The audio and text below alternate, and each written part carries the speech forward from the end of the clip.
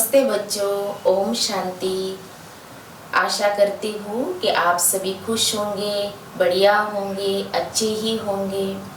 पिछले एपिसोड में हमने जो चर्चा की थी परिवर्तन शक्ति के बारे में। तो बच्चों, हम सभी आसपास में अनेक आवाज़ सुनते हैं। आपने सभी आवाज़ें सुनी होंगी, पशुओं की आवाज़, पंछियों की आवाज़, और फिर साधनों की जो आवाज़ें होती है, जैसे फैन की आवाज़ है, कूलर की आवाज़ है, फिर हेलीकॉप्टर की आवाज़, विमान की आवाज़ जो होती है, ट्रेन की आवाज़, बहुत सारी आवाज़ें, व्यक्तियों की आवाज़ें।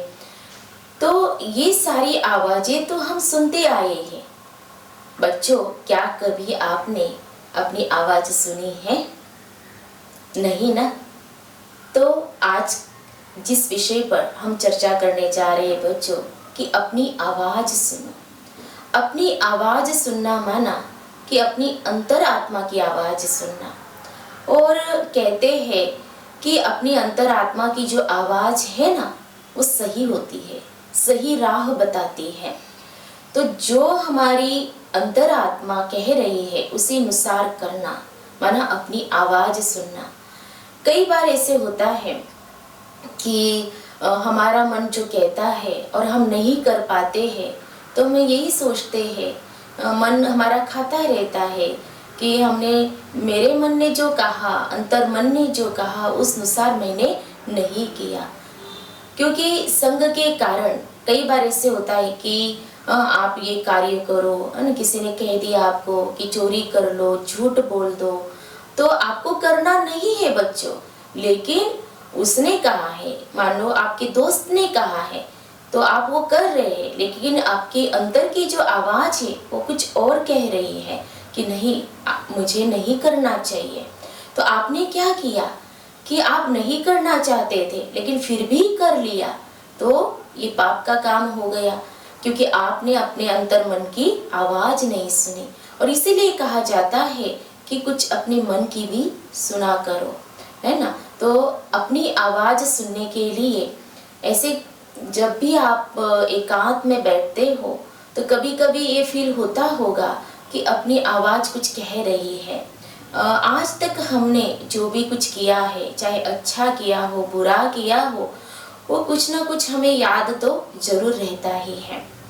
और इसीलिए हमेशा बच्चों ये याद रखना कि जब भी हम कोई अच्छा या बुरा काम करते हैं, या तो हम स्वयं देखते हैं या तो भगवान हमें देखते हैं। तो एक बार क्या हुआ, एक कहानी मुझे याद आ रही है, वो शेयर कर रही हूँ आप सभी बच्चों के साथ। कि एक गुरु थे, तो उन्होंने अपने 3 शिष्यों को कहा कि मैं आप तीनों को लड्डू देता हूँ, और आप ये लड्डू, एक एक लड्डू दिया गया उनको, और ऐसी जगह पर जाकर के खाना जहाँ पर कोई आपको देख न सके। तो पहला शिष्य गया और उसने अपने को, खुद को रूम के अंदर बंद कर लिया, कमरे में बंद कर लिया ताकि कोई देख ना सके, खिड़कियां आदि सब बंद कर ली और उसने लड्डू खा लिया। दूसरे शिष्य ने क्या किया कि मुझे कोई ना देखे, इसीलिए वो जंगल में चला गया और जंगल में जाकर के उसने लड्डू खा लिया। अब गुरुजी के पास तीनों शिष्य आते हैं। तीसरा जो शिष्य होता है लड्डू खाए बिना ही वापस आ जाता है। तो गुरुजी ने तीनों को पूछा, लड्डू खाया? तो पहले ने कहा हाँ, मैंने ऐसी जगह खाया जहाँ पर मुझे कोई नहीं देख रहा था, मैंने कमरे में खुद को बंद कर लिया और लड्डू खा लिया। दूसरे ने कहा मैंने जंगल में जाकर के लड्डू को खाया जहाँ पर मुझे किसी ने नहीं देखा। लेकिन तीसरे को जब पूछा, तीसरे शिष्य को गुरुजी ने जब पूछा, तो तीसरे शिष्य ने बताया, गुरुजी मैं लड्डू को खा नहीं सका। क्यों नहीं खा सका? क्योंकि मैं खुद देख रहा था और भगवान मुझे देख रहे थे, इसीलिए मैं लड्डू खा नहीं सका। तो बच्चों, कि इस कहानी से हमें यही सीख मिलती है कि जो भी हम कार्य कर रहे हैं, अच्छा हो या बुरा हो, तो हम खुद देख रहे हैं और भगवान जी हमें जरूर देख रहे हैं। और इसीलिए कहते हैं ना कि कि भगवान से डरो, भगवान हमें देख रहा है, इसीलिए बुरा काम मत करो।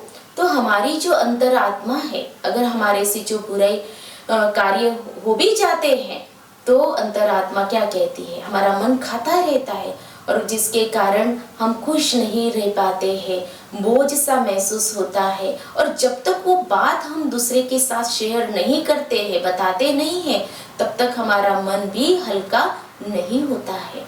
और इसीलिए यहाँ पर प्रजापिता ब्रह्मा कुमारी ईश्वरीय विश्वविद्यालय में बहुत अच्छा बताया जाता है कि बच्चों, अगर आपको किसी दोस्त के साथ, अपने जो दोस्त बनाए हुए स्कूल के या अपने माता पिता हो, बहन भाई हो, उनके साथ आप बात को शेयर नहीं कर सकते हैं, जिससे आपका मन खाता है, लेकिन आपकी अंतर की जो आवाज़ है वो कह रही है कि बता देना चाहिए, लेकिन आप उन्हें बता नहीं सकते हैं, क्योंकि उनको बताने से जैसे कि आपको ये फील होगा कि उनको कैसे लगेगा। तो इसलिए बहुत अच्छी बात हम आपको बताना चाहेंगे कि आपकी जो बात है ना, वो परमात्मा के साथ आप जरूर शेयर कर सकते हैं। परमात्मा को अपना फ्रेंड बना लीजिए, दोस्त बना लीजिए। और परमात्मा ऐसा दोस्त है, फ्रेंड है, जो अपनी बात किसी के साथ नहीं शेयर करते हैं। हमारी जो बात उन तक पहुंचती है और वो दूसरों को कभी हमारी बात बताते भी नहीं है। और इसीलिए बहुत सुंदर हम बताते हैं कि लेटर टू गॉड, कि बच्चों आज तक आपने कईयों को लेटर भी लिखे होंगे, तो लेकिन आज हम आपको बताना चाहेंगे कि जरूर जरूर आप अपनी जो बात है वो गॉड के साथ शेयर कर सकते हैं। उनको अपना फ्रेंड बनाइए और जो भी बातें हैं वो लेटर के रूप में लिख करके वो शेयर की जा सकती है। तो बच्चों, आज आप सभी इस पर जरूर जरूर ध्यान देंगे। तो अपनी आवाज जो है वो जरूर सुननी चाहिए, ताकि हमारे अंदर जो भी बुरी आदतें हैं उनको भी हम निकाल सकें। फिर से एक कहानी में मुझे याद आ रही है, जो आप सभी बच्चों के साथ में शेयर कर रही हूँ, कि एक चित्रकार थे। तो उनके मन के अंदर आया कि मैं ऐसा सुंदर चित्र बनाऊं ताकि लोग उसको याद रखें। तो वो उसकी खोजबीन करने लगा कि मैं ऐसा कौन सा चित्र बनाऊं कि वो स्मृति में रहे, सभी को याद रहे। तो वो खोजबीन करने लगा। फिर उसके दिमाग के अंदर आया कि मैं एक मासूम बच्चे का चित्र ड्रॉ करता हूँ, और उसने उस बच्चे की खोज कर ली। तो ऐसा सुंदर चेहरा था, मासूमियत से भरा हुआ था, और जैसे उस बच्चे का चेहरा था, फेस था, वैसे ही उस चित्रकार ने उसका चित्र बनाया और उस चित्र को उसने प्रदर्शन में रख दिया। तो कईयों को वो चित्र इतना अच्छा लगा और सारे उस चित्र को देख करके मंत्रमुग्ध हो गए, और उसके कई उसको पैसे भी मिले, कमाई भी हुई। लेकिन अभी वो जो चित्रकार था, 20 साल के बाद वो बूढ़ा हो चुका था। तो फिर से उसके मन के अंदर आया 20 साल के बाद कि मैं फिर से ऐसा कोई चित्र बनाऊं। पहले 20 साल पहले जो मासूम चेहरा मैंने बनाया था, अब उसके मन के अंदर आया कि मैं ऐसा चित्र बनाऊं जो चेहरा क्रूर दिखता हो, जैसे कि सभी उससे डरे, ऐसा मैं चित्र बनाऊं। तो फिर से वह चित्रकार खोजबीन करने लगा कि मुझे ऐसा चेहरा मिले। वो ढूंढने लगा, खोज करने लगा।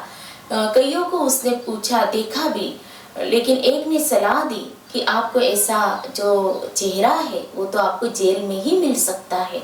फिर वह चित्रकार जेल में जाता है, और सच में कि वहाँ पर एक ऐसा कैदी आया हुआ था, उसने बहुत सारे खून किए हुए थे, उसका चेहरा क्रूर लग रहा था। तो वो चेहरा उसको मिल गया। फिर उस कैदी के पास वो जाता है और उसको कहता है कि मैंने 20 साल के पहले ऐसा चित्र बनाया था, ऐसा चेहरा था जो जिसमें मासूमियत भरी हुई थी। तो जैसे ही उस कैदी को ये बात सुनाई, तो उस कैदी ने कहा, क्या मैं वो चेहरा देख सकता हूँ, चित्र देख सकता हूँ? तो उस चित्रकार ने उसको वो चित्र दिखाया, तो उस कैदी ने कहा कि यह जो चित्र है यह मेरा ही है, मैं ही था। तो देखो बच्चों कि पहले 20 साल पहले उसका जो चेहरा मासूमियत से भरा हुआ था, लेकिन 20 साल के बाद उसका जो चेहरा अब बदल चुका था, वो क्रूरता से भर गया था, क्योंकि उसने अपने अंतर की आवाज को नहीं सुना। अपनी आवाज को उसने बिल्कुल नहीं सुना, क्योंकि अपनी आवाज कहती है कि जो भी बुरी आदतें हैं उनको निकाल दो, ये बुरी आदतें हैं, इनको नहीं करना चाहिए। तो इसीलिए बच्चों अपनी आवाज जरूर सुनो। जो बाहर की हम आवाजें तो सुन रहे हैं, लेकिन कभी कभी अपनी आवाज सुन लिया करो, क्योंकि वह आवाज हमें सही रास्ता दिखाती है। और अगर नहीं सुनते हैं तो ये भी पाप ही कहलाता है। इसीलिए बच्चों अपनी आवाज जरूर जरूर सुनना, और उसके लिए जिस शक्ति की आवश्यकता है वो है शांति की शक्ति। तो शांति की शक्ति के ऊपर हम अगले एपिसोड में जरूर चर्चा करेंगे, लेकिन आज जो हमने यहाँ पर चर्चा की कि अपनी आवाज जरूर हमें सुननी चाहिए। अपनी आवाज अर्थात आत्मा की आवाज, अर्थात अपने अंतर मन की आवाज। तो चलिए कुछ पल के लिए हम मेडिटेशन करते हैं और साइलेंस में बैठेंगे और अपने अंतर मन की आवाज हम जरूर सुनेंगे। तो रिलैक्स हो जाइए, स्वयं को फील कीजिए, मैं एक आत्मा हूँ। मुझ आत्मा के अंदर ही चेतन मन और अवचेतन मन है। अब मैं आत्मा फील कर रही हूँ। आज तक मेरे अंदर बाहर से संग के कारण, संबंध संपर्क के कारण, या मेरे अंदर जो भी बुरी आदतें थी उनको मुझे निकालने के लिए अंतर मन की आवाज जरूर सुननी है। और उसके लिए मुझ आत्मा के पिता सुप्रीम सोल, परम पिता परमात्मा हमेशा साथ है। वे भी मुझे टच करते हैं कि बच्चे अपनी आवाज सुनो, अर्थात आत्मा की आवाज सुनो, जिससे अपने अंदर में छिपी हुई अच्छाइयों को पहचान कर देवत्व की ओर बढ़ सके। ओम शांति। तो बच्चों आज जो हमने चर्चा की कि अपनी आवाज सुनो, तो जरूर आप इस पर ध्यान देंगे और अपनी आवाज जरूर सुनेंगे।